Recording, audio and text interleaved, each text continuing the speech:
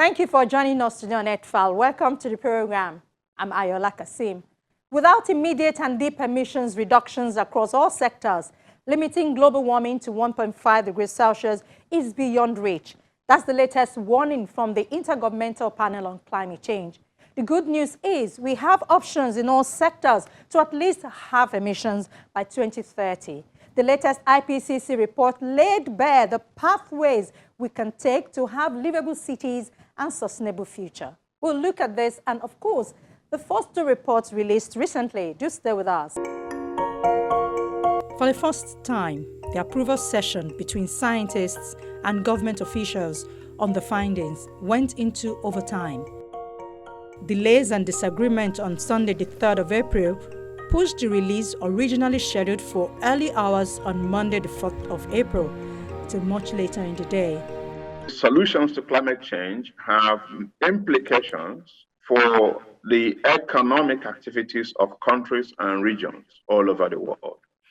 Many countries and regions understand this, and that's why they are keenly interested in ensuring that the summary for policymakers report very balanced and comprehensive and faithful to the underlying assessment. Unfortunately, I must say, some countries approach the approval process from a narrow perspective, and they tend to think just about their own economic interest, and some try to even derail the approval process by coming up with over and over and over again suggestions for amendments that cover, their peculiar economic interests. And that is part of the reason why we delayed. But also a lot of it was just simply that countries have taken deep interest in climate change, and they really want to ensure that the evidence that we're presenting is balanced and robust. The third in the series of findings provides the most recent scientific knowledge on mitigation, but it also shows that between 2010 and 2019, the world saw average global greenhouse gas emissions at their highest levels in human history. It shows that even if all the policies to cut carbon that governments had put in place by the end of 2020 were fully implemented, the world will still warm by 3.2 degrees Celsius this century. The report absolutely makes clear is that we're not talking about business as usual if we are going to address the challenge of climate change. So we don't look at the immediate past and say we expect that pattern to continue. The message is very clear. The governments of the world have set targets in the Paris Agreement or the Paris goals of limiting warming to 1.5 or maybe 2 degrees. And what we have done is set out very clearly, it's almost through the laws of physics and chemistry, that is what would need to happen if we were to limit warming to these levels. Now, we're very conscious of the question about this big change of direction, and it also has an assessment about the feasibility of actually the kind of system changes that would be needed. And just to say, the longer we put off action in terms of addressing climate change, the bigger the feasibility challenges will be. And that is a very, very clear message of the report. The next few years are critical, says the IPCC. Reducing temperature increases to within 1.5 degrees Celsius requires global greenhouse gas emissions to peak before 2025 at the latest and be reduced by 43% by 2030. At the same time, methane will also need to be reduced by about a third. At this point, only severe emissions cut in this decade across all sectors, from agriculture and transport to energy and buildings, can turn things around, the report says. Even then, governments would also need to bolster efforts to plant more trees and develop technologies that could remove some of the carbon dioxide already in the atmosphere after more than a century of industrial activities. We can have laws, we can have things written on pieces of paper, but do they actually make a difference on the ground? And does it make a difference to emissions? Now, in fact, the report that we've written does assess literature from quite a number of studies that have tried to address that question very directly. Some of the studies by looking backwards and trying to assess what kind of changes in emissions have occurred. And other studies which kind of look forward and try to predict the effects of policies and regulations that have come into place. So there are actually specific numbers in the report and specific numbers in the summary for policymakers, and some of the estimates lead to a guess that an estimate of about maybe 3.5% of current global emissions. Our emissions would have been 3% higher had these laws and policies not been put in place. And other estimates actually go much higher. They suggest that emissions would have been 10% higher than they currently are if we hadn't had these laws and policies. So, we can lament the fact we are beginning to slow the pace of growth of greenhouse gas emissions. It could have been higher if we had not taken action. And the challenge now is really to step up the pace of that action. We have the tools, we have the regulations, we have the policies. We need to make them tighter, and we need to spread them more widely in order to make changes. Despite climate change warnings issued by the Intergovernmental Panel on Climate Change since 1990, global emissions have continued to rise in the last decade, reaching their highest point in history. And the result is catastrophe already being experienced across the world. Reaction from the United Nations Secretary General was swift and fiery. Cataloguing the empty pledges that put us firmly on track towards an unlivable world. We are on a fast track to climate disaster. Major cities underwater, unprecedented heat waves, terrifying storms, widespread water shortages, the extinction of 1 million species of plants and animals. And this is not fiction or exaggeration. It is what science tells us will result from our current energy policies. We are on a pathway to global warming of more than double the 1.5 degree limit agreed in Paris. Some government and business leaders are saying one thing but doing another. Simply put, they are lying. And the results will be catastrophic. This is a climate emergency. Climate scientists warn that we are already perilously close to tipping points that could lead to cascading and irreversible climate impacts. But high-emitting governments and corporations are not just turning a blind eye. They are adding fuel to the flames. They are choking our planet based on their vested interests and historic investments in fossil fuels, when cheaper, renewable solutions provide green jobs, energy security, and greater price stability. We left COP26 in Glasgow with a naive optimism based on new promises and commitments. But the main problem, the enormous growing emissions gap, was all but ignored. And the science is clear. To keep the 1.5 degree limit agreed in Paris within reach, we need to cut global emissions by 45% this decade. But current climate pledges would mean a 14% increase in emissions. And most major emitters are not taking the steps needed to fulfill even these inadequate promises. Climate activists are sometimes depicted as dangerous radicals. But the truly dangerous radicals are the countries that are increasing the production of fossil fuels. Investing in new fossil fuel infrastructure is moral and economic madness. Such investments will soon be stranded assets, a blot on the landscape and a blight on investment portfolios. But it doesn't have to be this way. Today's report is focused on mitigation, cutting emissions. It sets out viable, financially sound options in every sector that can keep the possibility of limiting warming to 1.5 degrees alive.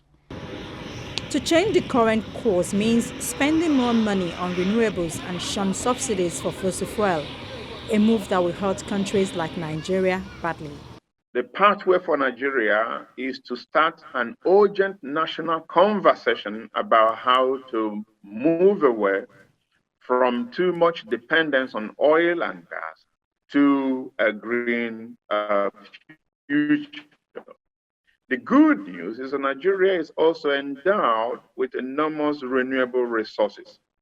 And some policies are in place, but we really need to now scale up our implementation. Otherwise, we will find ourselves really lagging behind, and the consequences of not really planning our transition will be catastrophic. Because the truth is that although emissions have continued to rise over the past decade, there has also been massive investment in renewable resources around the world, and the transition is well underway. And so Nigeria really needs to get its act together in order to participate effectively in the green transition. Otherwise, it will be left behind. The first of the installments of the IPCC's sixth assessment report, titled The Physical Science Basis, was released in September 2021. In it, the panel unequivocally attributed extreme weather events to climate change. The report is very clear that with further warming in the coming years, we expect to see new extremes that are unprecedented in magnitude, frequency, timing, or in regions that have never encountered those types of extremes. And I think an important aspect that is shared by all the authors of this report, all the scientists, is that, for decision-making worldwide, many people just look backwards. What was the extreme event of the last 30 years, of the last 100 years? But in a changing climate, that is not sufficient. It's really important to take into account these new types of extremes, these intensified extremes that are going to happen in the coming years or decades. And let me finish by one example. With gradual sea level rise, the extreme sea level events that occurred in the past just once per century will occur more and more frequently in the future. For most coastal places worldwide, those that occurred only once per century in the past are expected to occur once to twice per 10 years by mid-century. And the information we provide in this report is extremely important to take this information into account and to prepare for these events. The second was released on February 28th this year. It laid bare that inequality makes certain communities and countries more vulnerable to climate change impacts. In the second report, the IPCC for the first time authoritatively stated that climate justice now needs to be at the center of global policy making. The report, Climate Change 2022, Impacts, Adaptation and Vulnerability, compiled by 270 authors from 67 countries, incorporated research from over 34,000 scientific papers, identified 127 risks to natural and human systems, and noted that nearly half the global population now lives in settings that are highly vulnerable to climate change. These solutions open new opportunities for innovation in our societies and economies. Our collective and individual adaptation can be an effective strategy, but there are limits to how much we and other species can adapt. Beyond certain temperatures, adaptation is no longer possible for some species. Our report is a blueprint for our future on this planet. It recognizes the interdependence of climate, ecosystems, and biodiversity and people. It integrates natural, ecological, social, and economic sciences more strongly than in earlier IPCC assessments.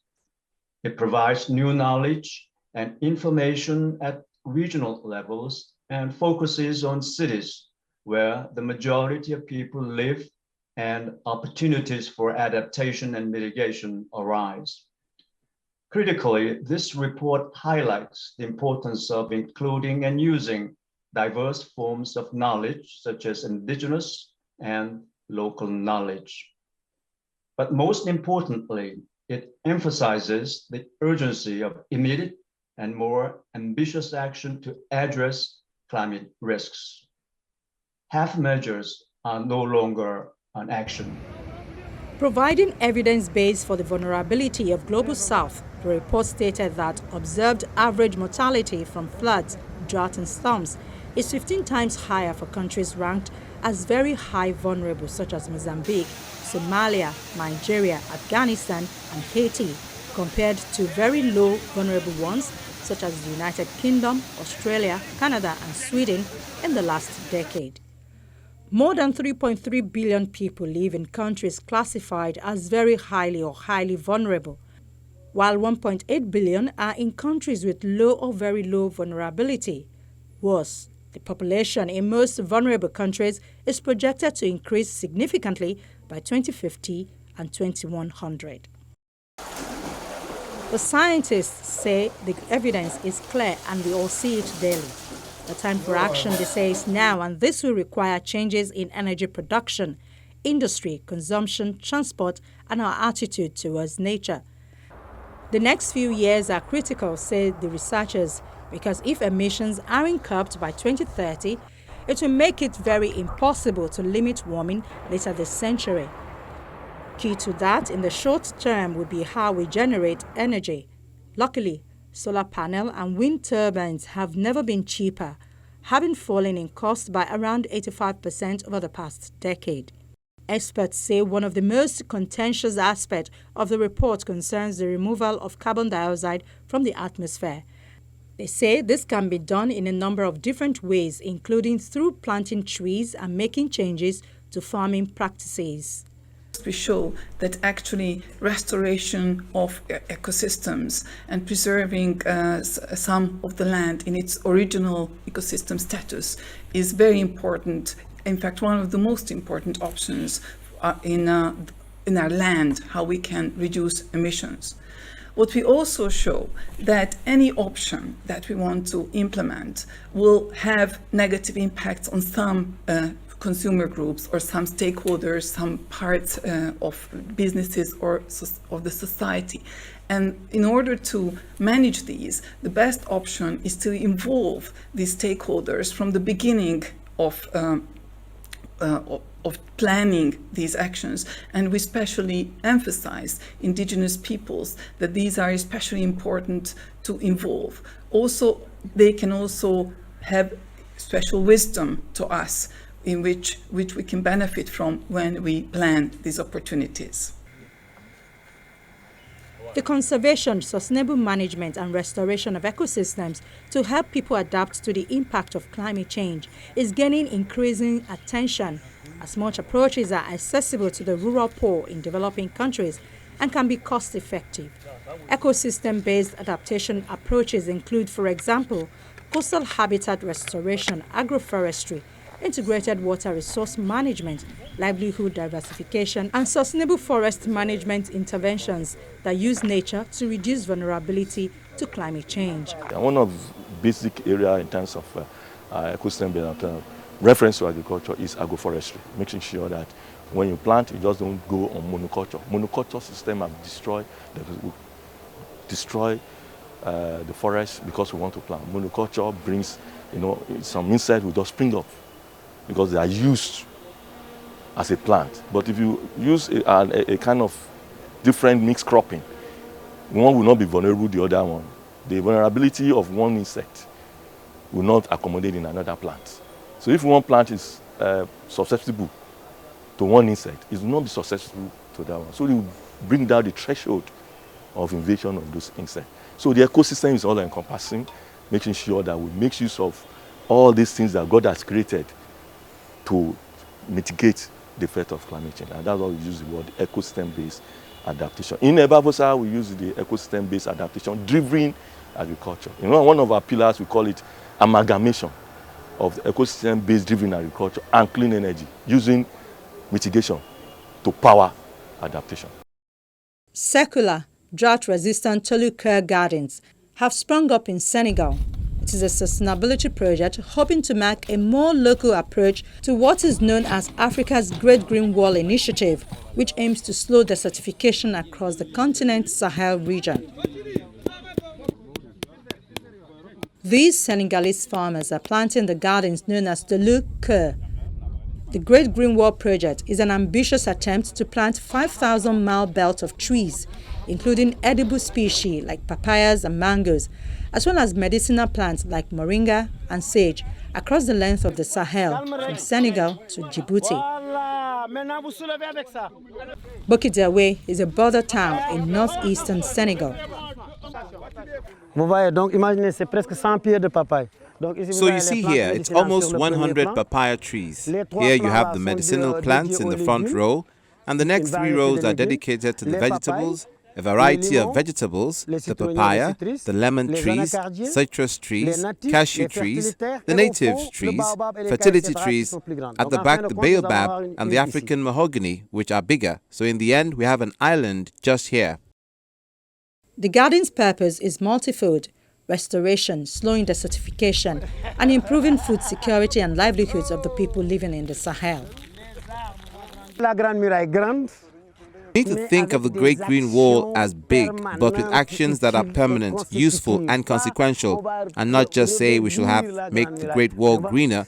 But you see, and it's possible. Imagine 1,000 Toluca, 2,000 Toluca interconnected. 1,000 Toluca equals 1.5 million trees. Do you realize? So if we start, we can make a lot. When the COVID-19 crisis began, Senegal's borders were closed to many foreign imports and travelers, including Ali, who was visiting from Brazil, where he's based.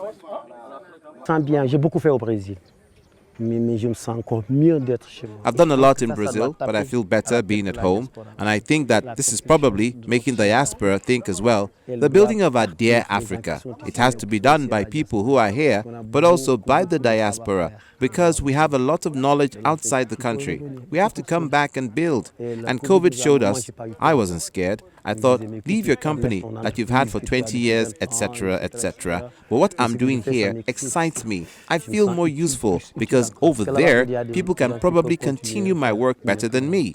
Here, we need it. We need us to say it. I'm ready for this. I don't care about the rest.